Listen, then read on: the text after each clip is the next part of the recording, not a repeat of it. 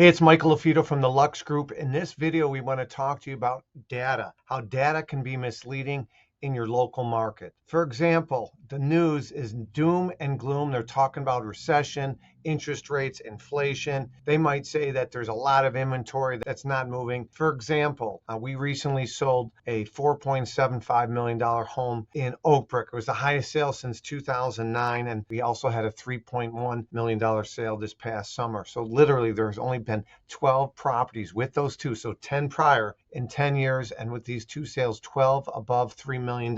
So the headlines could say years of inventory, $3 million and above. That's a factual information right there. However, there's not many listed right now. So there's not a lot of opportunities for those buyers that are looking. So for example, in Hinsdale, in Burr Ridge, there's been only one sale in the last year for each of those respective communities, 4.75 million or above. And currently in Hinsdale, there's 3 on the market. So that's 3 years of inventory. If one sells every year and there's 3 on the market, that's 3 years of inventory.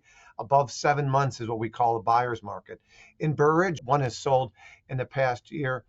And same idea that there's 4 on the market, 4 years of inventory if one sells every year. So on the surface, you might think buyer's market, 3 years of inventory, 4 years of inventory, 2 years of inventory. But the reality is there's only 3 options in Hinsdale, 4 in Burr Ridge at the time of this filming, 4.75 and above. So don't believe the news, don't believe the headlines. There's a shortage of inventory currently.